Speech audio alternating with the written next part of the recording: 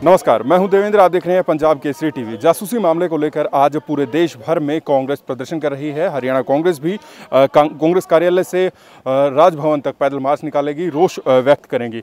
कुलदीप बिश्नोई कांग्रेस के विधायक मेरे साथ हैं, ये बात करते हैं। कुलदीप जी, जिस तरीके से जासूसी मामला सामने आया, आप किस तरीके से देखते हैं, किस तरीके का काम है? देखिए, जितनी भी निंदा की जाए मैं समझता हूँ कम है। और भारत के संविधान के अधिनियम 19, 20 और 21 के तहत ये एक आज़ादी के रक्षा का संशोधन किया गया था कि भाई किसी प्रकार से किसी नागरिक की व्यक्तिगत प्राइवेसी भंग नहीं होनी चाहिए। तो उसीलिए उन्होंने फ़ोन टैपिंग के लिए अंदर बड़े बड़े लॉ बनाए हैं सज़ा के लिए, और ये सरकार ने सारी धज्जियाँ उड़ा दी डेमोक्रेसी की। और मैं अगर मोदी जी के लिए कहूँ कि is the murder of democracy of India, तो बात गलत नहीं होगी। और आज जिस प्रकार से भास्कर समूह के ऊपर भी रेड इनकम टैक्स की है, जो सच्चाई दिखा रहे थे, ये कहीं ना कहीं मीडिया को दबाने का प्रयास भी सरकार कर रही है। क्या मांग करते हैं कांग्रेस? देखिए, हम मांग करते हैं, एक तो ये स्नूपिंग के लिए सुप्रीम कोर्ट के सिटिंग जज से कोई इन्वेस्टिगेशन करानी चाहिए और सरकार इस बात पे माफ़ी मांगे और सच्चाई लोगों के सामने आनी चाहिए। एक संसद में जिस तरीके का बयान दिया गया कि कोविड की दूसरी लहर में ऑक्सीजन से तो किसी व्यक्ति की कमी से किसी व्यक्ति की डेथ नहीं हुई, आप किस तरीके से देखते हैं? देखिए, सरकार समझती है कि कुछ भी बोल के हम बच जाएंगे, क्योंकि अभी तक ये करते आए हैं। कितने जिन लोगों की जान गई है, मैं समझता हूँ उनका घोर अपमान ये है कि ऑक्सीजन की वजह से जान, हर हॉस्पिटल, हर इलाका, छोटा कस्बा हो, बड़ा शहर हो, बड़ा गांव हो, हर जगह लोग ऑक्सीजन की मांग कर कर के लोगों की जाने गई हैं। और ऐसे में एक गैर जिम्मेदारान बयान एक on the floor of the house देना मंत्री का, मैं समझता हूँ उनके खिलाफ इम्पीचमेंट होनी चाहिए। एक महंगाई की बात करते हैं। 60 रुपये जब पेट्रोल डीजल हुआ करता था तो भाजपा इतना प्रदर्शन किया करती थी, अभी 100 रुपये पहुँच गया है।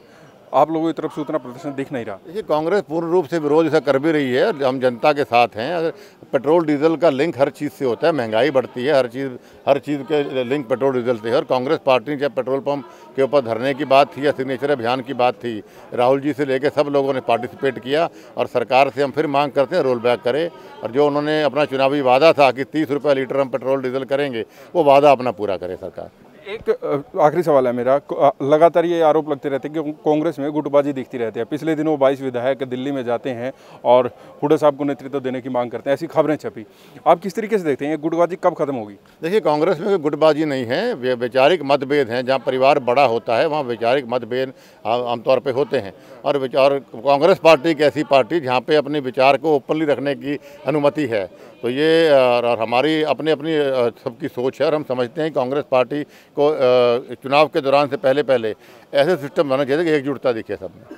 संगठन काफ़ी लंबे वक्त से नहीं बना है, आपको लगता है संगठन की ज़्यादा ज़रूरत है और जल्दी बन जाना चाहिए? संगठन हर हालत में बनना चाहिए, क्योंकि संगठन जो होता है उसको रीढ़ की हड्डी होती है किसी पार्टी की। और मैं विवेक बंसल जी से भी कई बार मुलाकात कर चुका हूँ, वेणुगोपाल जी से भी, राहुल जी से भी, कि तुरंत प्रभाव से संगठन प्रदेश में बनना चाहिए। और ये हरियाणा ही नहीं, पूरे देश में काफ़ी स्टेट ऐसे हैं जिनके अंदर संगठन अभी नहीं बना, वहाँ भी बनना चाहिए। आप हरियाणा के कद्दावर नेता हैं। हरियाणा की भाजपा जजपा गठबंधन सरकार है, 600 दिन अभी पूरे हुए थे तो सेलिब्रेट किए थे। आप किस तरीके से देखते हैं अब तक का कार्यकाल? ये सरकार बिल्कुल पूर्ण रूप से फेल है। घोटालों की सरकार में कहूँ तो गलत नहीं होगा। आज हिंदुस्तान के इतिहास में कभी नहीं हुआ कि भाई कोई मुख्यमंत्री या उप मुख्यमंत्री या कोई विधायक तक अपने गांव के अंदर ना घुस सके। ये इस बात का प्रमाण है कि लोग इस सरकार से पूर्ण रूप से तंग हैं और इस सरकार को सत्ता से बाहर करना चाहते हैं। किसान आंदोलन 8 महीने के करीब हो चुका, मैं टाइम थोड़ा ज़्यादा ले रहा हूँ। आप किस तरीके से देखते हैं सरकार का जो रवैया रहा है अभी तक? किसान हमारा अन्नदाता है, और कभी दुर्भाग्य की बात है किसानों के नाम पे वोट लेके सरकार बनी और आज 8 महीने में 400 से ऊपर शहीद हमारे किसान हुए, फिर भी सरकार पूर्ण रूप से उनको अनदेखा कर रही है। और पिछले लगातार 2-3 दिन से कांग्रेस पार्टी राज्यसभा में भी और लोकसभा के अंदर भी पूर्ण प्रयास करेगी किसानों के ऊपर चर्चा होनी चाहिए, और सरकार उस चर्चा से भाग रही है। तो इसकी जितनी निंदा की जाए मैं समझता हूं, और आपके माध्यम से एक बार फिर मैं कांग्रेस पार्टी की ओर से भाजपा सरकार से प्रार्थना करता हूं कि तीनों काले कानून ये वापस ले। शमशेर सिंह गोगी यहाँ, ये उनसे बात करते हैं। गोगी साहब, जासूसी मामला निकल कर आया है, किस तरीके से देखते हैं? देखो, ये देश का दुर्भाग्य है और देश की सुरक्षा के लिए बहुत बड़ा खतरा है। जैसा बयान मंत्री जी आईटी मिनिस्टर ने पार्लियामेंट में दिया है कि सरकार का इसमें कोई हाथ नहीं है, तो ये और ज़्यादा खतरनाक हो जाता है कि अगर सरकार को यही नहीं पता कि हमारे देश के बहुत बड़े बड़े लोगों का, सुप्रीम कोर्ट के चीफ जस्टिस का, इलेक्शन कमिश्नर का, बड़े बड़े जो पत्रकार हैं उनका, सबका जासूसी हो रही है और सरकार को पता ही नहीं। तो मेरे हिसाब से अगर नहीं पता है तो फिर तो बहुत ही ज़रूरी है कि बहुत बड़े 2 जज बिठाने चाहिए सुप्रीम कोर्ट के जांच करने के लिए, और अगर पता है तो फिर 1 बिठाना चाहिए या जेपीसी की कमेटी बनानी चाहिए, ज्वाइंट पार्लियामेंट्री कमेटी। एक महंगाई इतनी बढ़ गई है, 100 रुपये पेट्रोल पहुंच चुका है। उधर से संसद में बयान आया है कि कोविड की दूसरी लहर में ऑक्सीजन की कमी से तो किसी की डेथ नहीं हुई है। कैसे देखते हैं? देखो, ये महंगाई तो और बढ़ेगी जब आप कोरोना में दुखी लोगों को कोई मदद नहीं करोगे, आर्थिक तौर पे गरीब लोगों की मदद नहीं करोगे। जो 23 करोड़ लोग मध्यम वर्ग से गरीबी रेखा के अंदर आ गए, नीचे आ गए, उन लोगों की आप मदद नहीं करोगे और जितना पैसा है जनता की जेब से निकाल के उसको जासूसी जैसे कांडों में खर्च करोगे। बताए ना सरकार भी कौन खर्च कर, बिना पैसे के तो ये काम हुआ नहीं। और इसी बात से ये है कि जब आपके मोबाइल, हर कंप्यूटर, ईमेल, हर चीज़ पेगासस से अफेक्ट हो सकती है, तो फिर ईवीएम क्यों नहीं? इसका मतलब ये है कि ये इलेक्शन जो है, और इसीलिए लवासा जी के ऊपर भी बिठाया गया क्योंकि लवासा जी ने इस पर एतराज़ किया था। और आज मैंने पढ़ा है कि लवासा जी ईवीएम की सच्चाई, वीवीआईपैट की सच्चाई जो है उसको जानने की कोशिश कर रहे थे, इसीलिए उनके खिलाफ उस टाइम उनकी घरवाली को, बच्चों को नोटिस दिए गए।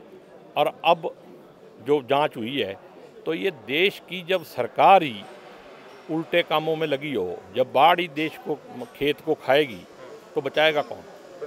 आपने सरकार की बात कही, कांग्रेस में भी गुटबाजी निकल कर आ रही है। पिछले दिनों कुछ विधायक दिल्ली पहुंचे थे, नेतृत्व बदलाव की मांग थी। क्या देखते हैं आप? आप पीछे जाके देखो, एक भी विधायक बाहर नहीं है, सिर्फ एक आदमी बीमार है, वो नहीं आया, वरना सारे के सारे विधायक यहाँ हैं। ये सारा मीडिया का बनाया हुआ प्रचारक। कांग्रेस एक है, एक ही रहेगी। अंदर खाते विचार तो ऐसे, जब यहाँ हज़ारों लोग आएंगे, लाखों लोग हैं कांग्रेस में, तो सबके एक जैसे विचार तो नहीं हो सकते ना। लेकिन कांग्रेस एक है, लीडर एक है, सब कुछ एक है। पंजाब में माफ़ कीजिएगा, पंजाब में नवजोत सिंह सिद्धू को जो है कमान दे दी गई है।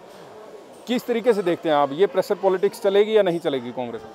देखो, राहुल जी ने पहले बयान भी दे दिया कि जो कमज़ोर और डरपोक लोग हैं वो पार्टी बेशक छोड़ जाएं, और सिद्धू को बना के एक मैसेज दे दिया भी ब्लैक मेलिंग अब पार्टी के अंदर नहीं चलेगी, चाहे कोई कितना ही ताकतवर हो, उसको रास्ता दिखा दिया जाएगा। एक आखिरी सवाल है, सिद्धू को कमान मिलने के बाद जिस तरीके से ये पहले माना जा रहा था कि पंजाब में कांग्रेस की सरकार आएगी, अब है मुमकिन? नहीं, कांग्रेस जीतेगी वहाँ, और सिद्धू जी को इसीलिए बनाया गया है, जो थोड़ी बहुत कमी थी वो पूरी हो जाएगी और कांग्रेस दोबारा सरकार बना रही। जी, बहुत बहुत शुक्रिया। शमशेर सिंह गोगी कांग्रेस के विधायक मेरे साथ थे और उन्होंने आज के प्रदर्शन को लेकर और कांग्रेस की गुटबाजी को लेकर मेरे साथ बात की। मैं हूं देवेंद्र, कैमरा के पीछे मेरे सहयोगी अमनदीप सिंह। नमस्कार।